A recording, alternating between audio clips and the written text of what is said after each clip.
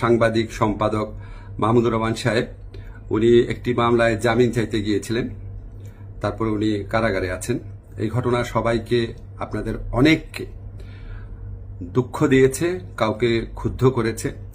আপনাদের কাছে মনে হয়েছে যে এরকম একটা ছাত্র জনতার বিপ্লবের পর আসা সরকার, এই সরকারের সময় কেন ফ্যাসিবাদ বিরোধী লড়াইয়ের অন্যতম অগ্রনায়ক মাহমুদুর রহমান ভাই কেন এখানে কারাগারে আছেন।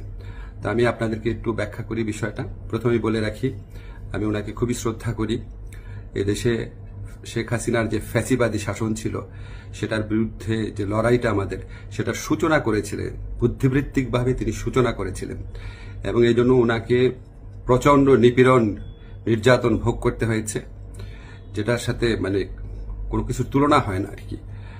তো উনাকে একটা অবিশ্বাস্য একটা চরম ভুয়া মামলায় ওনাকে ফ্যাসিস্ট শেখ হাসিনা সরকার ওনাকে শাস্তি দিয়েছিল। ট্রায়াল ইন অ্যাবসেন্সিয়া হয়েছিল, ওনার অবর্তমানে শাস্তি দিয়েছিল। অবিশ্বাস্য মামলা একটা, এবং এই মামলার মেরিট নিয়েও প্রশ্ন তোলা যেতে পারে, কিন্তু বিচার কার্যটা সম্পন্ন হয়ে গিয়েছিল এবং ওনাকে শাস্তি দেওয়া অলরেডি হয়ে গিয়েছিল। তো উনি যখন এখানে আপনার বাংলাদেশে আসলেন, আসার আগে কিছুদিন আগে ওনার স্ত্রী, আমাদের শ্রদ্ধেয় ভাবি, ওনার বিরুদ্ধেও একটা অত্যন্ত মানে অগ্রহণযোগ্য ভিত্তিহীন মামলা করা হয়েছিল। তো উনি সেই মামলাতে সাজা স্থগিত করে আপিল করার জন্য আবেদন করেছিলেন। এই আবেদন কিন্তু আইন মন্ত্রণালয় অথবা আমার কাছে আসে না, এটা যায় স্বরাষ্ট্র মন্ত্রণালয়ের কাছে। স্বরাষ্ট্র মন্ত্রণালয় যখন আমাদের অভিমত চেয়েছে, আমরা ইতিবাচকভাবে এটা দেখার জন্য জোর সুপারিশ করেছি। আমাদের এই সুপারিশের ভিত্তিতে মাহমুদুর রহমান ভাইয়ের স্ত্রীর সাজা স্থগিত করে ওনাকে আপিল করার সুযোগ দেওয়া হয়। মাহমুদুর রহমান ভাই যেই মামলায় শাস্তি পেয়ে আজকে জেলে আছেন, এক্স্যাক্টলি এই মামলায় আরেকজন বরেণ্য সাংবাদিক শফিক রহমান, উনারও সাজা হয়েছিল। উনি ঠিক একইভাবে মাহমুদুর রহমান সাহেবের যে স্ত্রী আছে, উনি যেমন আবেদন করেছিলেন যে সাজা স্থগিত রেখে আপিল করার জন্য, উনি একইভাবে সেই আবেদন করেছিলেন। আমাদের আইন মন্ত্রণালয়ের মতামতের ভিত্তিতে শফিক রহমান সাহেবেরও সাজা স্থগিত করে ওনাকে মুক্ত মানুষ হিসাবে আপিল করার জন্য যে ওনার যে আবেদনটা ছিল সেটা অ্যাপ্রুভ করা হয়। মাহমুদুর রহমান ভাই এটা করেন নাই।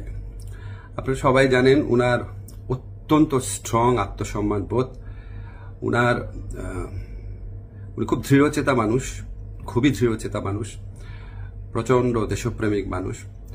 হয়তো উনার এই সমস্ত ব্যক্তিত্বের কারণে উনি মনে করেছেন উনি কোনো সাজা স্থগিতের আবেদন করবেন না, বা হয়তো যে কোনো কারণে হোক আমি জানি না, উনি সাজা স্থগিত রেখে মুক্ত মানুষ হিসাবে আপিল করার কোনো আবেদন করেন নাই।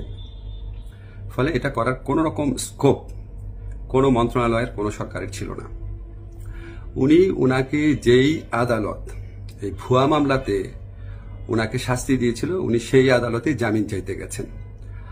আমাদের ফৌজদারি কার্যবিধিতে আছে, যদি কোনো আদালত কাউকে 1 বছরের বেশি শাস্তি দেয়, ফৌজদারি মামলা যদি 1 বছরের বেশি শাস্তি দেয়, তাহলে সেই আদালত দোষী সাব্যস্ত ব্যক্তিকে জামিন দিতে পারবে না, জাস্ট পারবে না, কোনো স্কোপ নাই।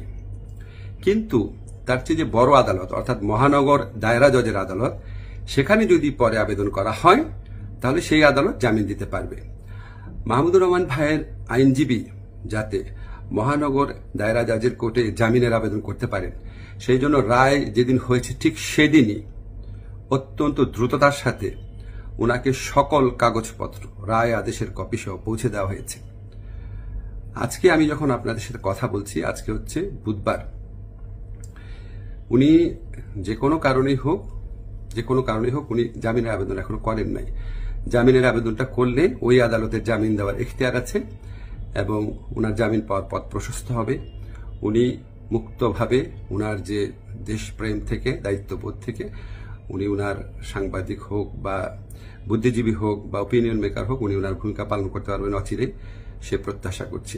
আমি শুধু আপনাদেরকে একটা জিনিস একটু বুঝার জন্য অনুরোধ করছি। আমি আইন মন্ত্রণালয়ের দায়িত্ব পাওয়ার পর মাহমুদুর রহমান ভাইয়ের স্ত্রী ও সাংবাদিক শফিক রহমান, ওনারা যখনই আবেদন করেছেন সাজা স্থগিত করার, সেই আবেদনে আমাদের মতামতের ভিত্তিতে ওনাদের সাজা স্থগিত করা হয়েছে। মাহমুদুর রহমান ভাই এই আবেদন করলে অবশ্যই আইন মন্ত্রণালয় থেকে ওনার সাজা স্থগিতের জন্য আমরা সুপারিশ করতাম। আমরা সেই সুযোগ পাই নাই, এখানে আমাদের কিছু করার ছিল না। আমরা মনে করি যে মাহমুদুর রহমান ভাই উনি যত তাড়াতাড়ি, আমরা বলতে আমি নিজের কথা বলছি, যত তাড়াতাড়ি মুক্ত হয়ে আমাদের এই দেশ করার যুদ্ধে উনার জায়গা থেকে নেতৃত্ব দিবেন, তত এটা দেশের জন্য মঙ্গলজনক। আমি আশা করব খুব দ্রুত উনার জামিনের আবেদন করা হবে, যাতে উনার জামিনের পথ প্রশস্ত হয়। সবাইকে ধন্যবাদ, ভালো থাকবেন।